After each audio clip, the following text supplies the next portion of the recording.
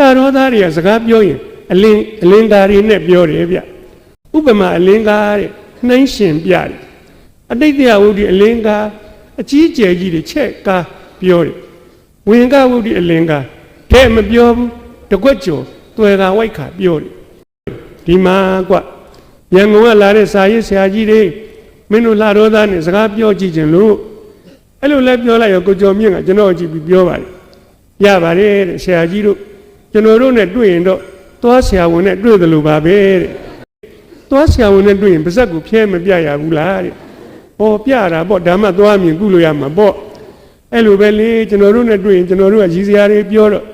ဆရာကြီးကရည်ရင်ပါဇက်ဖျဲပြရအောင်မယ်သွားဆရာဝန်နဲ့တွေ့တယ်လို့ပါပဲတဲ့ကျွန်တော်သူ့ကိုသဘောကျတယ်ဒါလှတော်သားစစ်တယ်ကွာအဲ့ဒါနဲ့ကျွန်တော်သူ့ကိုမိတ်ဆက်ပေးတယ်ဟိုးမော်တော်ကားရှိခန်းမှာထိုင်းနေတာစာရေးဆရာကြီးဤကြကွေးပါပဲဟာဆရာကြီးနာမည်ကလည်းကောင်းလိုက်လိုက်မနေ့လေးလို့လက်ဖေးဆိုင်သွားမုံဘိုးမကုံတော့ကိုယ်နာမည်နဲ့ကိုတို့မြည်လိုက်ုံပဲနိုင်ငံကျော်ဟာသစာရေးဆရာဤကြကွေးလှုပ်တော့မလှုပ်လိုက်နိုင်စပိန်တာယာပါလိုက်ပုံမြန်တဲ့စပိန်ညှက်ဆိုင်ရှိတုံဖြတ်မစည်းရဘူးတဲ့ဟောဘာဖြစ်လို့တော့စပိန်ငုတ်တူလေးနဲ့တွေ့ရင်ပောက်သွားလိမ့်မယ်အလှမှာကျွေးတဲ့ငချောက်ငန်လိုက်ပုံမြန်ဆရာကြီးရေမူးမြက်ကံပြီးမေးတင်နေရတယ်စကားတခွန်းတည်းနဲ့အလင်္ကာနှမျိုးဖြစ်တယ်ဗျအတိတ်ပြဝုဒ္ဓအလင်္ကာဖြစ်တယ်ဝင်ကဝုဒ္ဓအလင်္ကာဖြစ်တယ်ညို့နဲ့အုပ်ချုပ်ရေးမှုလုံခြုံရေးမှုလုံခြုံရေးမှုဆိုရဲပေါ့နော်ပညာရေးမှုကျမ်းမာရေးမှုစိုက်ပျိုးရေးအရာရှိကျွန်တော်တို့လှတော့ဆင်းလာတယ်ခမရအတော်စားလာပုံကြပါတယ်တဲ့ကျွန်တော်တို့ကပြောင်းမှုပြုတ်တွေချကျွေးတာစားလိုက်ကြတာဘာကြပြိုင်မှုတ်တာကြနေတာပဲလှတော်သားကစဘာတိုင်သွားပြီးတော့စဘာရောက်နေပြိုင်မှုကငွေရပြေစာမှာလက်မှတ်ထိုးပေးလိုက်သူများအတူထိုးလို့မရအောင်ရှုပ်ရှက်ခတ်ချလိုက်ဒင်းဒင်းဒင်းဒင်းဒင်းဒင်းလှတော်သားလှမ်းကြည့်ပြီးတော့လုံမနေပါနဲ့ဆရာကြီးရဲ့တပြက်စီမင်းဆွတ်ရိုက်လိုက်ပြီးတာပဲဖြစ်တော့ကျိတ်မောင်ပြောလိုက်တာတဲ့မင်းငါဘာကောင်မှတ်လဲငါတို့ယောက်ျားဆိုတာလေကားသုံးတစ်ဆင်းလူပြိုဖြစ်တယ်ကွလို့ပြောလိုက်တာတဲ့ကျွန်တော်မိမချက်ချင်းပြန်ပြောတယ်တဲ့ရှင်ရမလေကားသုံးတစ်ဆင်းနေအောင်မဲတဲ့ကျမတစ်ထစ်မှဆင်းစရာမလိုဘူးအိမ်ပရင်းမောက်ကိုဖွင့်ပြီးလက်ရခေါ်လိုက်ရင်အပြိုဖြစ်တယ်တဲ့ကျွန်တော်မှတ်မိပါတယ်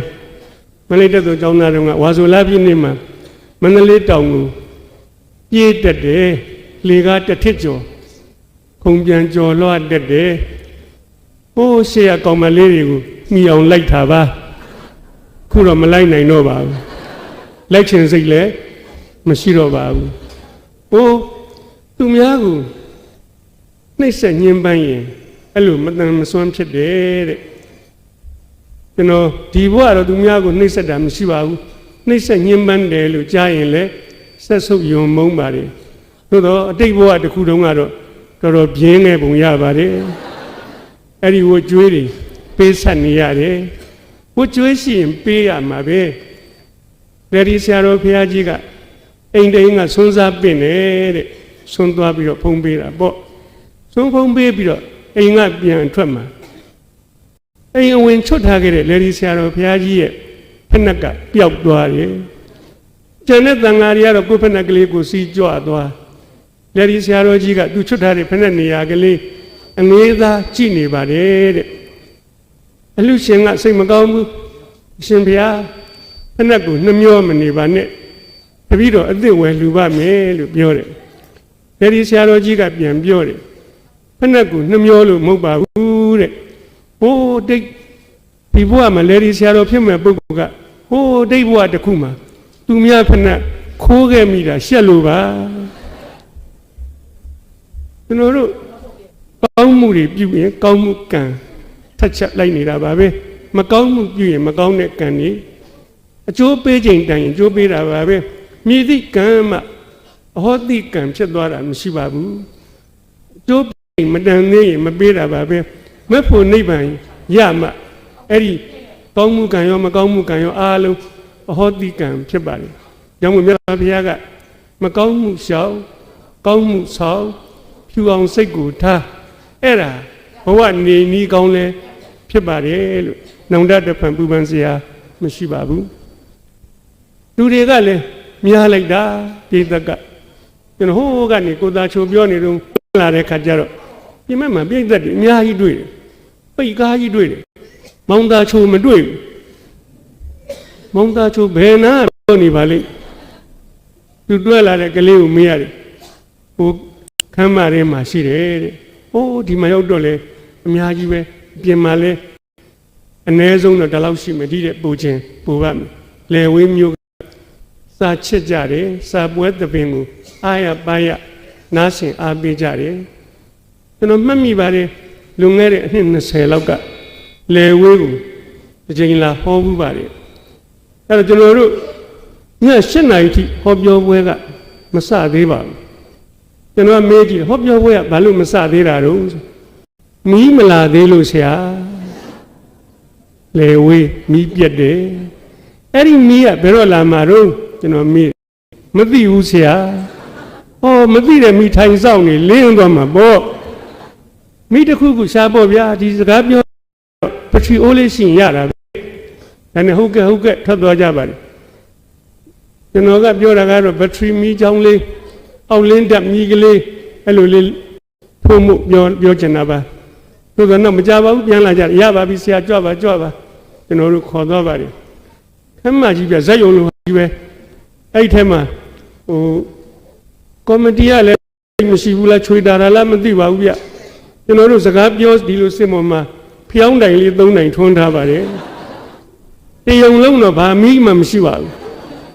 ကျွန်တော်တို့ကဥရှင်ကြီးတင်ထားတာကြလို့ပါပဲပိဋကတ်ကကျွန်တော်တို့မြင်ရလားမမြင်ရလားတော့မသိပါဘူးကျွန်တော်တို့ကပိဋကတ်ကိုတယောက်မှမမြင်ရပါဘူးလှိုင်ကူမဲကြီးကိုကြည့်ပြီးတော့ဟောနေရတယ်ရည်တန်ကြားရင်အားရှိပါတယ်ဩလူတွေရှိတယ်ကွာဆရာကောက်လိုက်သူဟောတော့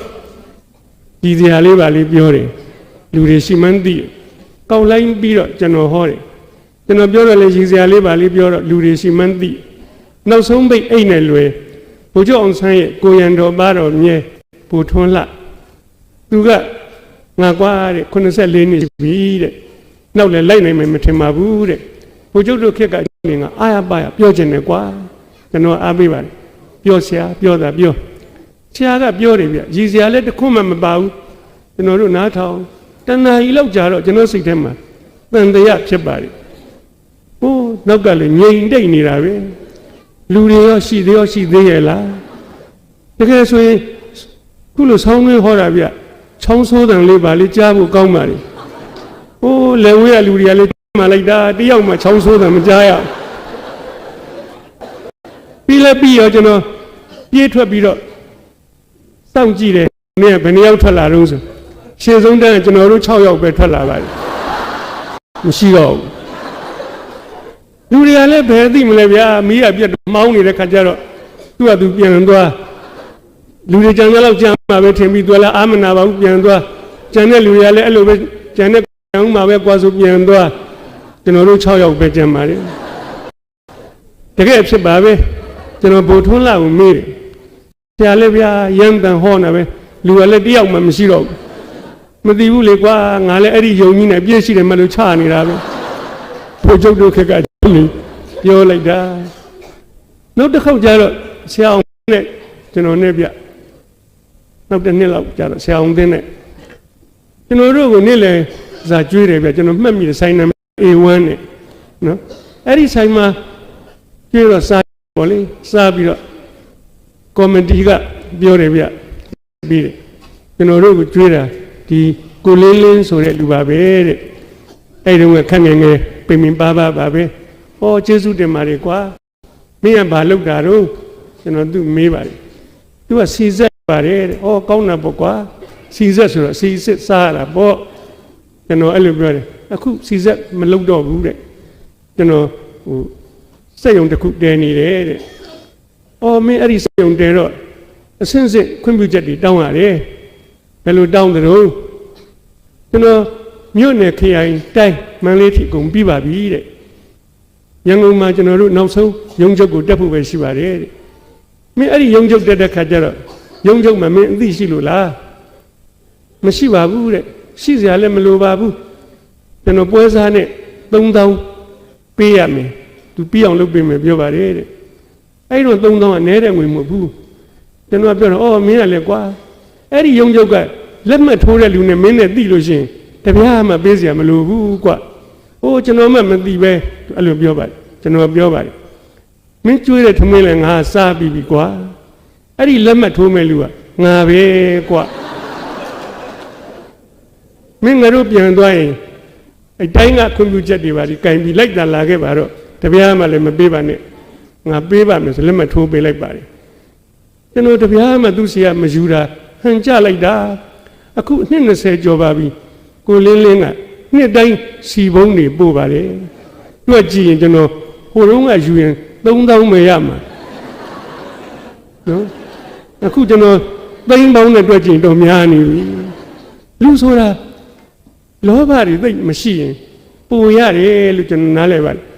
ပို့တယ်ဗျာနှစ်တိုင်းကျွန်တော်မေ့နေတယ်ဟောဒီကောင်ကလည်းမမေ့ပါလားဟန်ကြတာပါပဲအဲ့တော့ကျေးဇူးတင်ပါတယ်ဒါလေဝေးဟိုမတရားကလေးပါပဲအဲ့တော့ပြိဿတ်တွေလောက်များတာမြင်တော့ကျွန်တော်ကဘာသွားတရိယာတော့ဆိုတစ်နှစ်တော့ကျွန်တော်တရုတ်ပြည်ရောက်နေတယ်ဗျဒီလိုရာဒီမျိုးပဲတရုတ်စာရေးဆရာတွေကချစ်ကြည်ရေးခီးဆိုပြီးတော့ဖိတ်လို့သွားတဲ့အခါကျွန်တော်ကပြောပြတယ်ဗျဩလို့မင်းတို့ကလည်းဒီရာဒီမျိုးဖိတ်တာကိုစကားပြန်နဲ့ပြောတာပေါ့နော်ငါတို့နိုင်ငံမှာဒီချိန်ဆိုလို့ရှိရင်စာပေဟောပြောပွဲတွေရှိတယ်ကွအဲ့ဒီတုန်းကအခုလိုဉာဏ်ပူဇော်ကတွေပါတွေမဟုတ်ပါဘူးဟိုအစိုးလေးတကွန်းပေးပါလေဟောပြောပွဲမှာကျွန်တော်တို့အဲ့ဒါလေးကိုပျော်လို့ပါပဲအစိုးလေးလကားဝေးရကျွန်တော်တို့ချင်းချင်းတော့ပြောပါလေအစိုးတကွန်းနဲ့မိုးအလင်းဟောပါတယ်နောက်တော့ကျွန်တော်ဟိုမကွေးသွားဟောတယ်ဗျကက်ကြီးတက်လက်ပေးပါတယ်ဟောကက်ကြီးတက်လက်နဲ့လည်းနှစ်ချီထွက်အောင်ဟောတာပါပဲနောက်တစ်ခါကြိုင်ဥသွားဟောတယ်ဗျကြိုင်ဥကငချင်တရွဲပေးတယ်ဟောငချင်တရွဲနဲ့လည်းဖင်ပြဲအောင်ပြောတာပါပဲအဲ့ဒါစာရေးဆရာပါပဲအဲ့တော့မင်းတို့ကဒီချိန်မှဖိတ်တော့ကွာငါလက်ဆောင်တွေလွတ်ကုန်ပြီပေါ့ငရုတ်သီးတွေပေးယူလာပါပဲကြက်သွန်တွေပေးသေးတာပါပဲစီပုံးလေးပါလေးရလဲပျော်တာပါပဲဘာမှမပေးရင်လည်းဘာမှမရပါဘူးပေးမှမပေးဘဲနဲ့ပဲရသူအဲ့ဒါလည်းကျွန်တော်တို့ကပြောလို့ပဲသွားပြီးတော့တနိုင်ငံလုံးလဲဟောပြောဒီချိန်မှာငါတရုတ်ပြည်ရောက်နေတော့အဲ့ဒါတွေအကုန်လုံးလွတ်ကုန်တာပေါ့ကွာရုပ်စာရေးဆရာဥက္ကဋ္ဌမေးစာပေဟောပြောပွဲဆိုတာဘာလဲတဲ့ဟောစာရေးဆရာကစာပေအကြောင်းဟောတာပေါ့စာချစ်တဲ့သူတွေကလာနာထောင်ကြတာပေါ့အများကြီးပဲလားတဲ့မေးတယ်ဟိုးအများကြီးပေါ့ခမ်းမထဲမှာဟောရင်အပြည့်ကွကွင်းပြင်မှာစင်ထိုးဟောရင်3-4တောင်လာနာထောင်နေသူတို့ဥက္ကဋ္ဌပြောပါတယ်ငါတို့စီမှာအဲ့ဒါမျိုးမရှိပါဘူးတဲ့မင်းပြောတာစိတ်ဝင်စားဖို့ကောင်းတယ်တဲ့ဒီနေ့ညမင်းတို့ကိုကွန်မင်း University မှာငါတို့ညစာကျွေးဖို့စီစဉ်ထားတယ်တဲ့ငါတို့လူစုကြည့်မယ်လေတဲ့လူတွေစီးအောင်လို့ရရင်မင်းဟောပေးမလားတဲ့ကျွန်တော်လည်းခက်လွယ်လွယ်ပြောလိုက်ပါတယ်ဟောပေးမယ်လို့ညကြတော့ကွန်မင်းတက်ကတူမှာကျွန်တော်တို့ညစာစားနေတော့ရုပ်စာရေးဆရာတွေရောက်လာတယ်အံ့ဩစရာကောင်းလိုက်တာတဲ့မြန်မာလူမျိုးစာရေးဆရာဟောမယ်ကြောင့်ငါတို့စီးအောင်တာဟိုးဘက်ကခမ်းပါတယ်မှာလူတွေကိုအများကြီးရောက်နေပြီတဲ့အဲ့လောက်များတဲ့ပြိဿမတွေ့ဘူးတဲ့မင်းစားပြီးဟောရမယ်နော်ကျွန်တော်ထမင်းကိုမြန်စားပါတယ်အံ့ဩစရာကောင်းအများပြားတဲ့ပြိဿစောင့်နေရမှာအာနာလို့ခေါ်သွားပါတယ်အဲ့ဒီခမ်းပါတယ်ကိုရောက်အံ့ဩစရာကောင်းလောက်အများပြားတယ်ဆိုတဲ့ပြိဿကိုတွေ့ရပါတယ်ကျွန်တော်ရေတွက်ကြည့်တာအားလုံး14ယောက်ရှိပါတယ်အံ့ဩလုံးလို့အဲ့ဒီ14ယောက်လည်းကျွန်တော်ချမ်းသာမပေးပါဘူးဟောပြခဲ့ပါတယ်ကျွန်တော်ကမြန်မာလူဟောပါတယ်ကျွန်တော်မှတရုတ်လူတစ်လုံးမှမတတ်တာပဲအောက်ကနားထောင်နေတဲ့တရုတ်14ယောက်ကလည်းမြန်မာစကားတစ်လုံးမှမသိပါဘူးကြောင်စီလေးတွေငေးလို့ပါပဲတနာဖို့တောင်ကောင်းပါလေကျွန်တော်ကနည်းနည်းဟောပြီးကျွန်တော်ဘေးကိုဖယ်ရတယ်ဒီလိုစကားပြောစဉ်လေးနဲ့ကျွန်တော်တို့စာရေးဆရာမြန်မာပြည်သွားတာ9ယောက်တယောက်ကအင်္ဂလိပ်လိုကောင်းကောင်းပြောတတ်တယ်သူကအင်္ဂလန်မှာကျောင်းနေဘူးတယ်အခုနကကျွန်တော်မြန်မာလိုဟောတာကိုမြန်မာစာရေးဆရာကအင်္ဂလိပ်လိုဘာသာပြန်ပြီးဟောရတယ်အဲ့ဒီထီလည်းတရုတ်တွေဘာမှမသိပါဘူးသူတို့အင်္ဂလိပ်စာအားနေပါတယ်ပြီးတော့မှမြန်မာစာရေးဆရာဘေးကိုထပ်ဖယ်လိုက် ကူမင်းတက်ကတူကအင်္ဂလိပ်စာပါမောက္ခမစ္စတာယန်နဲ့သူကဒီစကားပြောစဉ်ကိုရောက်လာပြီးတော့အခုနမြန်မာစာရေးဆရာအင်္ဂလိပ်လိုဘာသာပြန်တာကိုသူကတရုတ်လိုထပ်ပြန်ရတယ်သုံးစစ်ပြန်ရပါတယ်ကျွန်တော်ရည်စရာတစ်ခွန်းလောက်ပြောရင်နောက်ထပ်9 မိနစ်လောက်ကြာမှရည်သံထွက်တယ်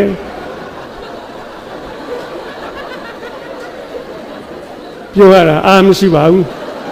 ဘယ်တော့မြန်ရည်မလဲလို့ရင်ကိုမောနေတာပဲအဲ့လိုလဲဟောခဲ့ရပါရဲ့ဒီမှာခုပြောခုရည်တော့အားရှိတာပေါ့အဲ့တော့လာရတဲ့ခီးစဉ်အားလုံးစစရရဆင်ပြေပါတယ်ဒီနှစ်တော့ကျွန်တော်တို့မုံဆိုတဲ့ရွာကြီးကဖိတ်တယ်ဗျဖြူထီအောင်တော့အဲကွန်ဘတ်နဲ့လာရမယ်တဲ့ဖြူရောက်လို့ရှင်ဟိုဘက်က4 မိုင်လောက်တော့ဆိုင်ကယ်စီးရမယ်တဲ့။အော်4 မိုင်လောက်တော့ရပါတယ်ကျွန်တော်တို့ကလည်းအညာလွယ်တယ်လိုက်ချင်တာကိုဒါနဲ့ဖြူရောက်လို့အဲကွန်ဘတ်ပေါ်ဆင်းလိုက်တာနဲ့ဆိုင်ကယ်တွေလာပြီးဂျိုနေကြပါတယ်အများကြီးပဲကျွန်တော်ဆိုင်ကယ်တစ်စင်းမှာခွာထိုင်မိတယ်ဆိုရင်ဖြူမှရှိတဲ့မိတ်ဆွေတယောက်ကလှမ်းတွေ့သွားတယ်ဆရာဘယ်သွားမလို့လဲတဲ့။အော်မေးတယ်။အော်မုံကိုသွားမလို့ပါလို့ဖြူကလူကသိတာပေါ့အဝေးကြီးပဲနော်တဲ့ကျွန်တော်လူလည်လုတ်ပြီးပြန်ပြောလိုက်ပါတယ်မဝေးပါဘူး4 မိုင်နဲ့ပါလို့ဖြူကလူကခေါင်းခါပြတယ်မကဘူးနော်တဲ့10 မိုင်ကျော်လိမ့်မယ်တဲ့တကယ်ခေါ်သွားတော့14 မိုင်ရှိပါတယ်ဆိုင်ကယ်စီးရတာဖိနေကိုကြိတ်လို့ပါပဲကျွန်တော်ဆိုင်ကယ်စီးတဲ့ကောင်ကလေးသေးသေးပူလေးဗျကျွန်တော်ခေါင်းကသူ့ခေါင်းပေါ်ကျော်လို့ဟန်ကြပါတယ်ရှေ့ကမြင်ကွင်းရှင်းတာပေါ့အဲ့ဒီကောင်လေးကိုကျွန်တော်ကမေးကြည့်တယ်မင်းနာမည်ကဘယ်သူတော့ဆိုတော့လာလူတဲ့ဟိုးသူ့နာမည်ကလည်းတစ်မျိုးပါပဲအဲ့ဒီလာလူကိုကျွန်တော်ငယ်ချင်ဥလို့သဘောထားပြီးတော့ဒီကောင်ခါကိုတင်းနေအောင်ဖက်ရတယ်မဖက်ရင်ကျွန်တော်ပြုတ်ကြမှာပဲနောက်တစ်ယောက်ကရုပ်ရှင်မင်းသားသူ့မောင်မြသူ့မောင်ဆိုင်ကယ်စီးတဲ့ကောင်ကလေးကပိန်ပိန်ပါပါငကွင်းကလေးနဲ့သူ့မောင်ကလည်းသူ့မော်ဒယ်လေးတင်းနေအောင်ဖက်လို့နောက်တစ်ယောက်ပါသေးဗျချူးညူဒီကောင်ကတော့ကံမကောင်းဘူးသူဆိုင်ကယ်စီးတဲ့ကောင်ကမဲမဲတုတ်တုတ်ကြီးဒီကောင်ဖက်လို့မရဘူးအခုံးလေးကင်လိုက်တော့ကျွန်တော်ကြည့်နေပြုတ်ကြစရာရှိဒီကောင်ကြမှာပဲအဲ့ဒီလိုလဲဟောပြောပွဲတွေသွားခဲ့ရပါတယ်ကျွန်တော်တို့စာရေးဆရာတွေစာကိုဘယ်လိုရေးတော့ကျွန်တော်ပြောမယ်ခေါင်းစဉ်ကလေးနဲ့စပြရတယ်ဘဝမှစာမှဘဝဒီဘဝထဲမှာတွေ့တဲ့တွေ့ကြုံတွေကိုကျွန်တော်တို့စာရေးကြတာပါပဲသွားလျာလာလျာတွေ့ပါတယ်ဒါကိုကုံချမ်းလို့လည်းခေါ်ကြပါတယ်မှန်တော့တွေ့ကြုံပါပဲအဲ့ဒါကလေးတွေကိုကျွန်တော်တို့ရေးတတ်တဲ့စာရေးခြင်းအတတ်ပညာအနုပညာနဲ့စာတပုတ်ဖန်တီးကြတာပါပဲခုလိုဟောပြောပွဲသွားရင်လည်းကျွန်တော်စာရေးစရာတွေရပါတယ်တခါတော့ဟိုထက်ညာရွှေဘူကဖိတ်လို့သွားဟောရတယ်ညနေပိုင်းကျအားနေပါတယ်3 နာရီလောက်ရှိ။အော်ကျွန်တော်တို့ခုလိုအားနေမယ်အစားလှရောရွာကိုလိုက်ပို့ပါလားလို့12 မိုင်လောက်ဝေးတယ်။ရွှေဘူသားတွေကမေးတယ်။ဆရာကြီးကဘာလို့ချင်လို့လဲတဲ့။ဒီလှရောသားတွေကစကားပြောရင်အလင်းသားတွေနဲ့ပြောတယ်ဗျ။ဥပမာအလင်းကားတဲ့နှိုင်းရှင်ပြတယ်။အတိတ်တရားဝုဒ္ဓအလင်းကားအကြီးကျယ်ကြီးတွေချက်ကားပြောတယ်။ဝင်ကဝုဒ္ဓအလင်းကားတဲ့မပြောဘူး။တကွက်ကျော်တွယ်ကဝိုက်ခါပြောတယ်အဲ့ဒါဒီကျွန်တော်မန္တလေးတက္ကသိုလ်မှာမြန်မာစာနဲ့ပွဲရတော့သင်နေရပါတယ်သိပါတယ်တတ်ပါတယ်ဒီလှရောသားတွေကဘယ်သွားသင်ပြီးတော့တတ်နေကြတော့ဟုတ်ရောဟုတ်လို့လားတန်တရားရှိတယ်ဒါကြောင့်မို့လို့ဂျုံတော့လှရောကိုသွားပြီးတော့လှရောသားတွေနဲ့အရှင်လက်လက်နားထောင်ကြည့်ခြင်းနဲ့လိုက်ပို့တယ်ဘင်္ဂါကလေးနဲ့လှရောရွာရောက်လမ်းဆောင်မှာကားကလေးကိုရက်လိုက်ဟိုးရှိရလူတယောက်စူပါကတ်ဆိုင်ကယ်ကလေးစီးလို့ရွှေဘူသားကမြင်းနေဟေးကိုကျော်မြင့်လာအောင်လမ်းခေါ်ပါလေကိုကျော်မြင့်ဆိုတဲ့လာတော့သားဆိုင်ကယ်ကလေးဖြည်းဖြည်းလှိမ့်လာတယ်ကျွန်တော်ထိုင်းနေတဲ့ကားပရင်းပေါက်ဘေးမှာတဲ့တဲ့ရက်ပါရွှေဘူသားကပြောတယ်ဒီမှာကွရန်ကုန်ကလာတဲ့စာရေးဆရာကြီးတွေမင်းတို့လာတော့သားနဲ့စကားပြောကြည့်ခြင်းလို့အဲ့လိုလဲပြောလိုက်ရောကိုကျော်မြင့်ကကျွန်တော်ကြည့်ပြီးပြောပါတယ်ရပါတယ်တဲ့ဆရာကြီးတို့ကျွန်တော်တို့နဲ့တွေ့ရင်တော့သွားဆရာဝန်နဲ့တွေ့တယ်လို့ပါပဲတဲ့အဲ့လှတော့သားဗျဘာမှန်းကိုမသိဘူးကျွန်တော်အော်ဘာဖြစ်လို့တော့လို့မေးရတယ်သူကထဲမပြောဘူးလေ အကွက်ကြော်နေပြောထားတယ်ဘာဖြစ်လို့မေးတော့ဆရာကြီးစဉ်းစားကြည့်လေတဲ့သွားဆရာဝန်နဲ့တွေ့ရင်ပါဇက်ကိုဖျဲမပြရဘူးလားတဲ့ဟောပြတာပေါ့ဒါမှသွားမြင်ကုလို့ရမှာပေါ့အဲ့လိုပဲလေကျွန်တော်တို့နဲ့တွေ့ရင်ကျွန်တော်တို့ကရည်စရာတွေပြောတော့ဆရာကြီးကရည်ရင်ပါဇက်ဖျဲပြရအောင်မယ်သွားဆရာဝန်နဲ့တွေ့တယ်လို့ပါပဲကျွန်တော်သူ့ကိုသဘောကျတယ်ဒါလှတော်သားစစ်တယ်ကွာအဲ့ဒါနဲ့ကျွန်တော်သူ့ကိုမိတ်ဆက်ပေးတယ်ဟိုးမော်တော်ကားရှေ့ကမ်းမှာထိုင်းနေတာစာရေးဆရာကြီးဤကြကွေးပါပဲအဲ့လိုလဲပြောလိုက်ရောလှတော်သားချက်ချင်းထွက်လာဟာဆရာကြီးနာမည်ကလည်းကောင်းလိုက်လားမနေ့လေးလို့လက်ဖေးဆိုင်သွားမုံဘိုးမကုံတော့ကိုယ်နာမည်နဲ့ကိုတို့မြည်လိုက်ုံနဲ့နိုင်ငံကျော်ဟာသစာရေးဆရာဤကြကွေးလှုပ်တော့မလှုပ်လိုက်နိုင်ငုတ်တုတ်ပဲနော်ကိုကြီးခံရပြီလားကွာခံရရတယ်ကွာအေးကိုရတာလူခံရတာသဘောကျတယ်ဗျာလာပါဗျာလက်ဖေးဆိုင်သွားပြီးတော့စကားပြောရအောင်လက်ဖေးတော်ရင်စကားပြောကြလှတော်သား6ယောက်နဲ့ကျွန်တော်တို့စာရေးဆရာ3ယောက်နဲ့တကယ်တော့သူတို့ပြောတာပါကျွန်တော်တို့ကနားပဲထောင်နေရသူတို့ပြောတဲ့စကားလေးတွေနားထောင်ကြည့်ပါစပိန်တာယာပါလိုက်ပုံမြန်တဲ့စပိန်ညှက်ဆိုင်ရှေ့တုံဖြတ်မစီးရဘူးတဲ့ဟောဘာဖြစ်လို့တော့စပိန်ငုတ်တူလေးနဲ့တွေ့ရင်ပေါက်သွားလိမ့်မယ်အဲ့ဒါအတိတ်တရားဝုဒ္ဓအလင်းကားဗျအကြည့်ကျချက်ပြောအလှမှာကျွေးတဲ့ငချောက်ငယ်လိုက်ပုံမြန်ဆရာကြီးရေမူးမြက်ကံပေးမေးတင်နေရတယ်ဟောဘာဖြစ်လို့တော့ကျွန်တော်မေးကြည့်နေရတာပဲငချောက်ကငယ်လုံးအားကြီးတော့ရေတအားငတ်လို့ရေအိုးစင်ခဏခဏမသွားနိုင်တော့ဘူးဆရာကြီးရေမူးမြက်ကံပေးမေးတင်ပြီးအော်တိုမက်တစ်တောက်နေရစကားတခွန်းတည်းနဲ့အလင်္ကာ2မျိုးဖြစ်တယ်ဗျအတိတ်တရားဝုဒ္ဓအလင်္ကာဖြစ်တယ်ဝင်ကဝုဒ္ဓအလင်္ကာဖြစ်တယ်စစ်ကြောင်းကြီး9ကြောင်းနဲ့မြို့ပေါ်ကအရာရှိကြီးတွေပေါ့ဆရာကြီးဟာမြို့နယ်အုပ်ချုပ်ရေးမှုလုံခြုံရေးမှုလုံခြုံရေးမှုဆိုရဲပေါ့နော်ပညာရေးမှုကျန်းမာရေးမှုစိုက်ပျိုးရေးအရာရှိကျွန်တော်တို့လှတော့ကိုဆင်းလာတယ်ခင်ဗျနေကင်းတဏှာကြီးလောက်ရောက်လာတော့အတော်စားလာပုံကြပါတယ်တဲ့ကျွန်တော်တို့ကပြောင်းမှုပြုတ်တွေချကျွေးတာစားလိုက်ကြတာဘာကြပြိုင်မှုတ်တာကြနေတာပဲ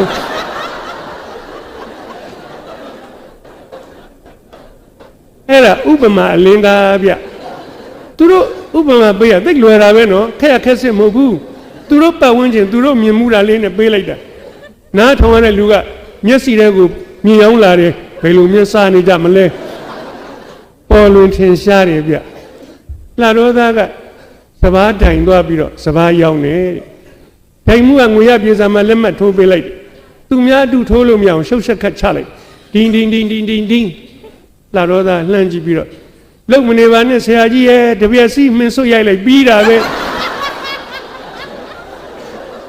ပြီးတဲ့ရှုပ်တာတော့မရှိတော့ပါဘူးကျွန်တော်ကသဘောကျတယ်ဩခင်ဗျားတို့ကလည်းပြောတတ်လိုက်တာနော်လို့အဲ့ဒါယောက်ျားတွေပဲပြောတတ်သလားလို့မိန်းမတွေရောမပြောတတ်ဘူးလားလို့လာတော့သားတယောက်ကပြောတယ်ဩပြောတတ်တာပေါ့ဆရာကြီးရတဲ့ကျွန်တော်မိမ့်မနဲ့ရံဖြစ်တော့ကြိတ်မောင်ပြောလိုက်တာတဲ့မင်းငါဘာကောင်မှတ်လဲငါတို့ယောက်ျားဆိုတာလေကား3တစ်ဆင်းလူပြိုဖြစ်တယ်ကွာလို့ပြောလိုက်တာတဲ့ကျွန်တော်မိမ့်မချက်ချင်းပြန်ပြောတယ်ရှင်ရမလေကား3တစ်ဆင်းနေအောင်မဲတဲ့ကျမတစ်ထစ်မှဆင်းစရာမလိုဘူးအိမ်ပရင်းမောက်ကိုဖွင့်ပြီးလက်ရခေါ်လိုက်ရင်အပြိုဖြစ်တယ်တဲ့ဒါမျိုးသမီးတွေမှတ်ထားဖို့ကောင်းပါလေအဲ့လူကဆက်ပြောသေးတယ်ဗျဆရာကြီးတဲ့ကျွန်တော်မိမအဲ့လိုပြောပြီးတဲ့နေ့ရစားပြီးတော့နောက်ဆိုကျွန်တော်တို့လင်မယားနည်းနည်းလောက်စကားများရင်အိမ်သားအကောင်တွေဘယ်မှမသွားတော့ပါဘူးပရင်းပေါက်ကိုစောင့်ကြည့်နေကြမှာခမရတို့နဲ့ပြောရတာလဲရီးနေရတာပဲနော်လို့အဲ့လိုပြောတော့လှတော်သားတယောက်ကဟုတ်တယ်ဆရာကြီးရဲ့ကျွန်တော်တို့ကကိုချင်းချင်းလဲအဲ့လိုပြောပြီးတော့ရီးနေတာပဲခမရရီးနေတော့ကျမ်းမာတယ်တဲ့ဆေးရုံဆေးကန်းမသွားရဘူးတဲ့လှတော်သားတွေသိတယ်ဗျရဲချင်းသည်စိတ်ဖိစီးမှုကိုရောပါတယ်ကျမ်းမာရေးကိုထောက်ကူဖြစ်တယ်လို့နားလေတယ်ကျွန်တော်တို့စီကိုဆရာဝန်တွေပါရောက်လာရင်မပျော်ဘူးခမရဘယ်ပျော်မလဲကျွန်တော်တို့ကကိုချင်းချင်းပြောပြီးတော့ရီးနေတာသူ့စီဘယ်သူမှမသွားကြဘူးဆရာဝန်တယောက်တော့ရောက်လာတယ်ခမရသူရောက်လာပြီး3ရက်လောက်နေတော့လူနာတယောက်ဆေးသွားထိုးရသေသွားတယ်ခမရနည်းလေဒါမတော်တဆဖြစ်တတ်ပါရဲ့တဲ့ပြဿနာမရှိပါဘူးတဲ့ နောက်9ရက်လောက်နေတော့နောက်တစ်ယောက်သွားထိုးပြန်နေဆရာကြီးရဲ့သေတာပဲခမရဒီလေကာယမတော်ရင်2ယောက်လောက်ကလည်းစက်တိုက်ဖြစ်ကောင်းဖြစ်နိုင်တာပဲကျွန်တော်တို့ပြဿနာမလုပ်ပါဘူးတဲ့ဆေးထိုးရမှာတော့ကြောက်သွားတယ်ခမရတလလောက်ရှိတော့တယောက်ကမလွဲတာမဆောင်တာသွားထိုးရပြန်နေသေတာပါပဲအေးလေဒါကြတော့လည်းနည်းနည်းများသွားပြီဒါနဲ့ကျွန်တော်တို့အထက်ကိုတိုင်စာပို့လိုက်တယ်တဲ့ဘယ်လိုတိုင်လို့ဆိုတော့ဒီဆရာဝန်ကိုမြန်မြန်ပြောင်းရင်လည်းပြောင်းပေးပါတဲ့ပြောင်းမပေးနိုင်ရင်လည်းသင်္ချိုင်းကုန်းကိုချဲ့ပေးပါ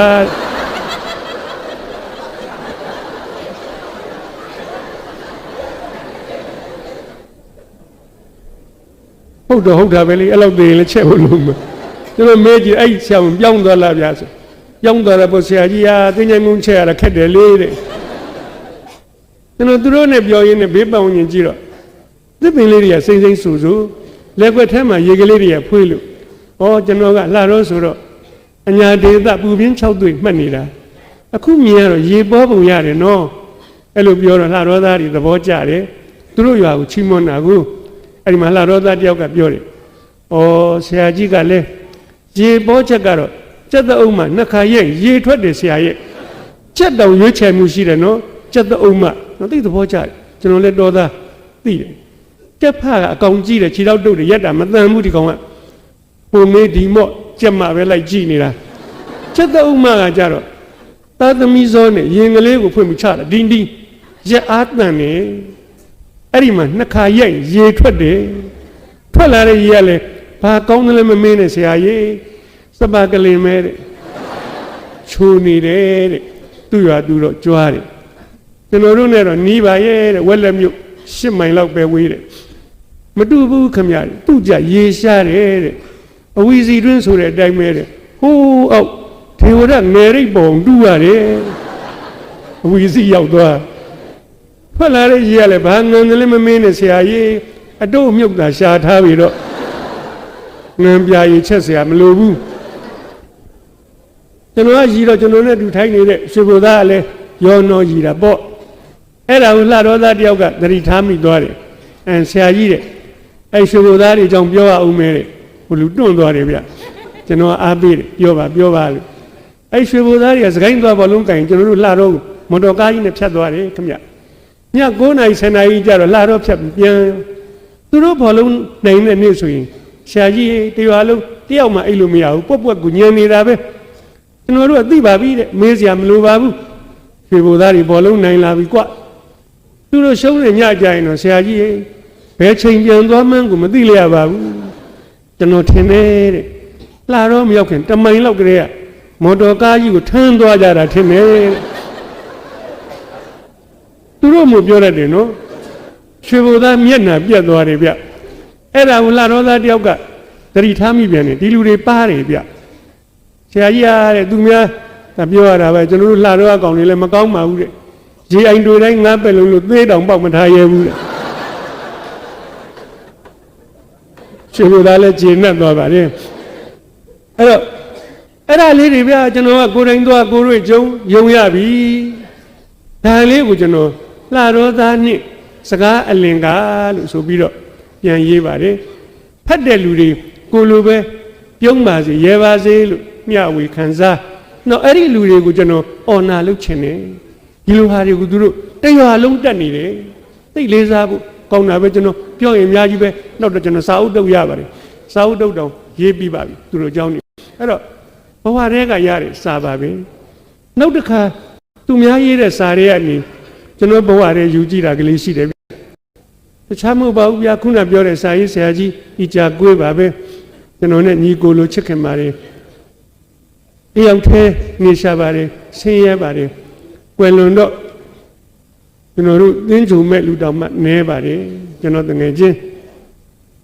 ကျွန်တော်တွေတော့ကြီးပါတယ်9 နှစ်လောက်ကြီးပါတယ်ချစ်လို့တငယ်ချင်းလို့ခေါ်တယ်သူနဲ့ကျွန်တော်မင်းနဲ့ငါနဲ့ပြောလို့ရှိတယ်ကျွန်တော်မိမမကြိုက်ဘူးကိုယ့်ရဲ့9 နှစ်လောက်ကြီးမင်းနဲ့ငါနဲ့ပြောတာငယ်ကြီးမှမကြောက်ဘူးလားမကြောက်ပါဘူးချစ်လို့ပြောတာပဲအဲ့လိုသူကွယ်လွန်းတော့ပန်းခွေလေး2 ခွေပဲရှိတယ်တစ်ခွေကကျော်ရဲ့ပန်းခွေနောက်တစ်ခွေကသမ်းမြင့်အောင်ရဲ့ပန်းခွေကျွန်တော်ကသမ်းမြင့်အောင်ရဲ့အဲ့ပန်းခွေတစ်ခွေဘယ်လောက်ကြ 2000ကြတယ်ဆရာငါ့ကိုတခွေလုတ်ပေးစမ်းမှာခုသွားပြီးပြေးဝစမ်းမှာတမ်းမြအောင်ငါပြောတယ်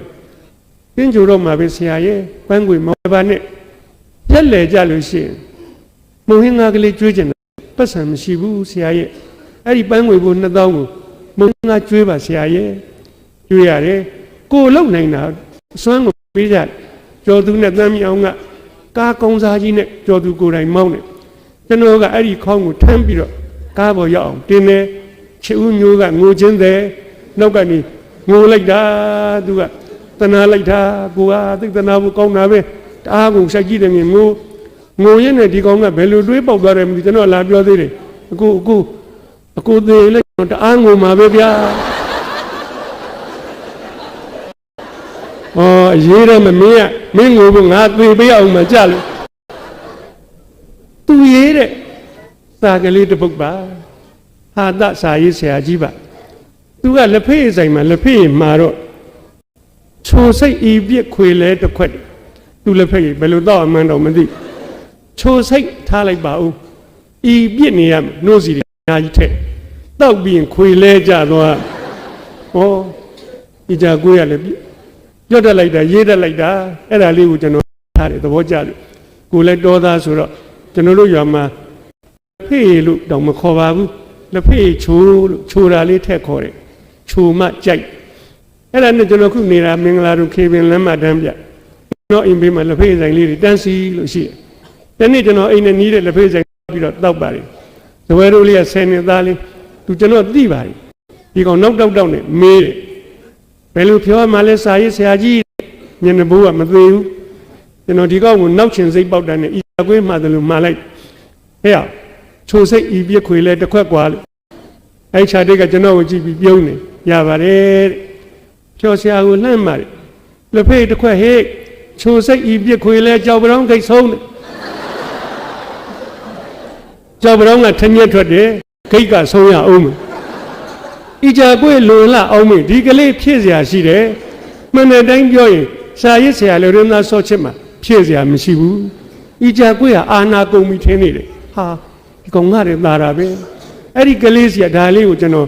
သင်ယူမှတ်သားထားတယ်နောက်တစ်ဆိုင်ရောက်ပြန်တယ်သူတို့ရွယ်ကလေးပါပဲသူ့တဲ့2နှစ်လောက်ကြီးတယ်မေးပါလေဘယ်လိုပြောရမှလဲဆရာကြီးတဲ့ဒီကောင်တော့ဖြည့်လို့ရအောင်ဟိုကောင်လေးပြောတာပါထည့်မှလိုက်အဲ့အောင်ချိုးစိတ်ဤပြစ်ခွေလဲဘရောင်းကိတ်ဆုံးกว่าအဲ့ဒီခြာတိတ်ကလည်းကျွန်တော်ကြည့်ပြီးပြုံးနေရပါတယ်တဲ့ဖြောဆရာကိုလှမ်းမှလက်ဖေးတစ်ခွက်ဟေးချိုးစိတ်ဤပြစ်ခွေလဲကြောင်ဘရောင်းကိတ်ဆုံးတိုင်ဖက်ပလက်လန်း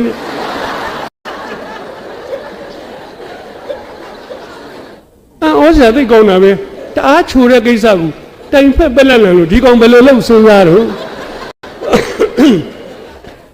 ကျွန်တော်မစဉ်းစားမိတာအမှန်ပါပဲ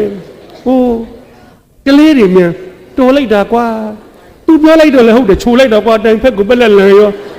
ဟာဒါလည်းကျွန်တော်ဒီကောင်းစီကတင်ယူအားရပြန်နေနောက်တစ်ဆိုင်ရောက်ပြန်နေသူတို့ရွယ်လေးပဲလူပြောမှလည်းဦးလေးဒီကောင်တော့ဖြည့်စရာမရှိတော့တော့ပါဘူးရှေ့ကကလေးတွေပြောတာကျွန်တော်ကုန်တန်းစီလွတ်လိုက်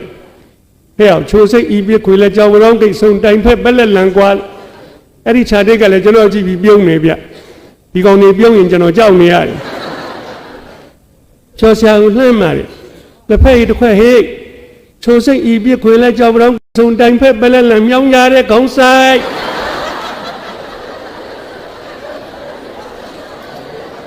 ဒီလောက်တောင်ချိုရင်လာတာသေစမ်းกว่าလေအဲ့ဒီစကလုံးနေကျွန်တော်မှဖြည့်ပြောတာမရှိပါဘာဖြစ်လို့တော့ကျွန်တော်အဲ့စကလုံးနေလောက်ကိုမလောက်တတ်ဘူးအဲ့ဒါလက်ဖေးဆိုင်ကကလေးတွေမှလောက်တတ်တာဒီကောင်နေငါတွေသာတာပဲသဘောကျတယ်သို့တော့ကျွန်တော်ထပ်မမှားရဲတော့ပါဘူးထပ်မှန်သေချင်းဆုံးတဲ့သေတွေပါသူတို့လောက်ရင်ခံရအောင်မယ်အဲ့ဒါကလေးကိုသဘောကျလို့ကျွန်တော်စာတစ်ပုဒ်ပြန်ရေးတယ်ခေါင်းစဉ်ကကိုယ့်တဲ့သာသောကလေးများ